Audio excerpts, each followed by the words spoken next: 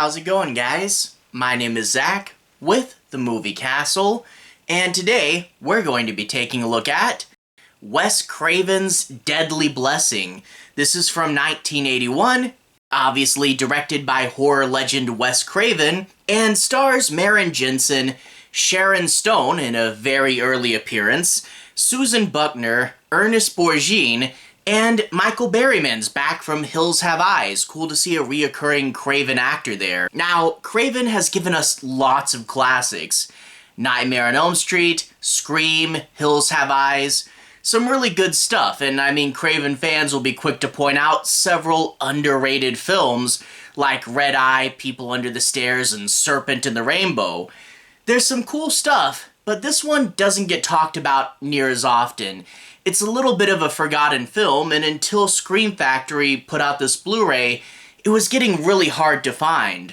I'm glad it's easier to access now, because it's definitely worth a watch. I don't want to say this is Wes Craven's forgotten masterpiece or anything. There are definitely flaws in this film, but I think it is really interesting, and if you think of it in context of Craven's career, it has a few interesting things as well. This is kind of the bridge between cheaper drive-in Wes Craven and the Craven that would give us a Nightmare on Elm Street. In fact, there is a scene in here that is very similar to something Craven would do in Elm Street later on. But yeah, this is a bit of Craven finding his footing and finding his style as a director. It's, at its heart, a slasher movie, but Craven's not just gonna do another slasher, he's gonna put his own spin on it. There's a widow in a farmhouse in the middle of nowhere with a cult next door, and then people start dying. There is a ton of atmosphere in this movie. Big, empty countryside, you feel the coldness, you feel the isolation. Wandering through the farmhouse or the dark depths of the barn. It's got a ton of atmosphere in here. I really do like that. But also a nice pinch of surrealism that helps the movie out as well. It's really cool, it's got some good scenes, but again, it's not perfect. There are a few plot threads that don't get developed near as much as they should. The beginning of the movie is a little slow, and while it's got cool atmosphere, it's not the scariest thing ever, and I do wish a few scenes had just a little bit more punch. But even though it's not the biggest and best thing ever, this definitely is Craven finding his footing, and this was a crucial step in order to get to Nightmare on Elm Street. So if you haven't seen it, especially if you're Craven fans, I would go ahead and watch it. But yeah, no, it's not perfect or anything, but it's still an interesting little movie that definitely is worth the watch.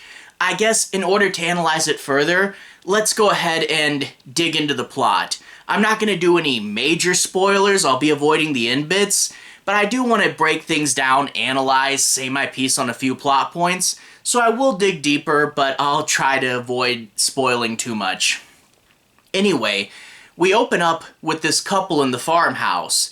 The idea is that she's from LA, and she moved to the country to be with her husband, and her husband is a former Hittite, basically the local cult. And when he married her and left the cult, they don't want to associate with him. They kind of outcast him.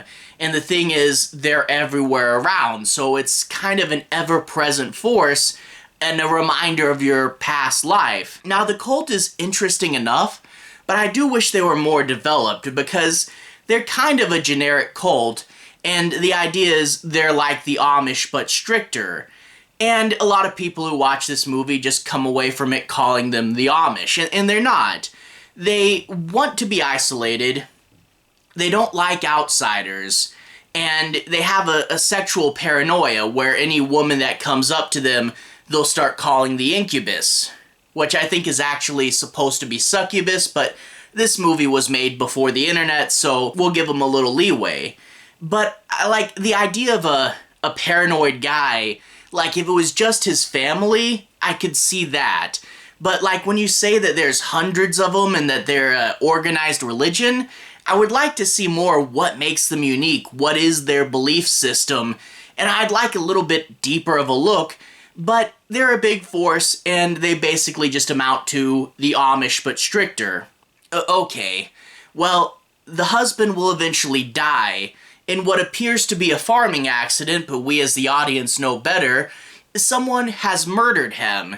And when you get the horror scenes in this movie, they are nice and slow and cold and calculating. We get a lot with the killer's point of view because it is a mystery killer. And the horror sequences do have this ominous sense behind them. It is pretty cool. I do wish they were a little bit more gruesome. And also, the idea is that the killer has a cloak and people think it might be death itself. And also, you don't know 100% if it's supernatural or not. That could have been played up a whole lot more. But as it stands now, it's still pretty good. But the husband will die, and now the wife is alone. And what is her connection to this farm? The person who brought her there is dead. She's grieving her husband. Can she run the farm alone? What is her tie to this location anymore?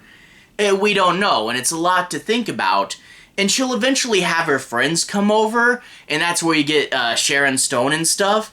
And her friends are good, and I do like that she has a support network.